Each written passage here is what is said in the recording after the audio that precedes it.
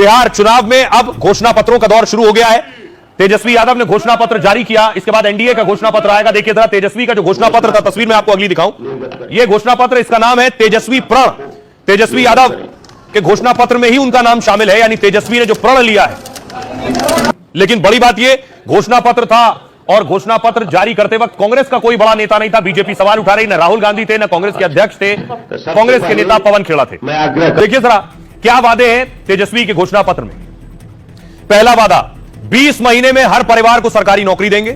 दूसरा वादा, वक्फ संशोधन अधिनियम लागू नहीं होने देंगे। तीसरा, सरकारी नौकरियों में आरक्षण सीमा बढ़ा देंगे। चौथा, 200 यूनिट फ्री बिजली। पांचवा वादा, ओल्ड पेंशन स्कीम लागू करेंगे।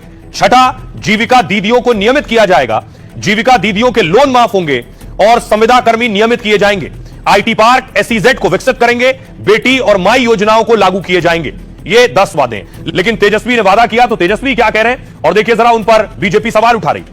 तेजस्वी ने कहा, हमारा प्रण है कि बिहार को नंबर 1 कैसे बनाए। एक एक घोषणा दिल से लिया हुआ प्रण है, प्रण झोंक कर भी प्रण पूरा करेंगे। सम्राट चौधरी डिप्टी सीएम कह रहे हैं, खोदा पहाड़ निकली चुईया।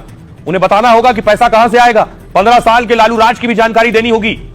पवन खेड़ा ने कहा, विस्तृत चर्चा के बाद इसे बनाया गया है, इसमें वही वादा है जो किया जा सकता है, हजारों से चर्चा के बाद तैयार किया गया है। चिराग पासवान ने कहा, शुक्र मनाइए, एक ही सदस्य को नौकरी का वादा किया है। यह भी कह सकते थे हर बिहारी को सरकारी नौकरी दे देंगे, क्योंकि बिहार में इस वक्त कौन किसका कितना वोट खींच पाएगा, यह भी लड़ाई चल रही है। असदुद्दीन ओवैसी चुनाव मैदान में है तो महागठबंधन को भी डर है। प्रशांत किशोर भी चुनाव मैदान में है तो प्रशांत किशोर को भी डर है कि जिस वोट की उम्मीद वो लगाए बैठे हैं वो भी कहीं ओवैसी ना ले जाए। सीमांचल में ओवैसी और प्रशांत किशोर पूरी ताकत झोंक रहे हैं। प्रशांत किशोर सीमांचल में लगातार ओवैसी पर निशाना साध रहे हैं। किशनगंज में उन्होंने कहा, ओवैसी अपना हैदराबाद संभाले, बाहरी नेताओं का सीमांचल में भ्रम फैलाना जनता के हित में नहीं है। प्रशांत किशोर ने कहा, सीमांचल का नेतृत्व तो सीमांचल के बेटे ही करेंगे। किशनगंज के बाद पीके ने अररिया में भी ओवैसी पर टिप्पणी की है। उन्होंने कहा, ओवैसी और बीजेपी चाहते हैं कि मुस्लिम इकट्ठा होकर लड़े। प्रशांत किशोर ने मुसलमानों से बीजेपी से नहीं डरने की अपील की।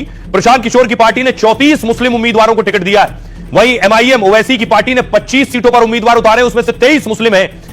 ओवैसी के सीमांचल की 24 में से 14 सीटों पर उम्मीदवार उतारे हैं। पिछले चुनाव में ओवैसी ने 19 सीटों पर अपने उम्मीदवार उतारे थे।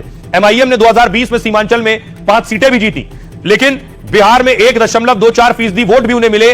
करीब 11% मुसलमानों ने एमआईएम को वोट किया था। दरअसल 4 जिलों का सीमांचल बिहार का मुस्लिम बहुल इलाका है और यही वजह है कि वहां प्रशांत किशोर को लग रहा है कि जो वोट उनको मिल सकता है वो भी ओवैसी ले जाएंगे।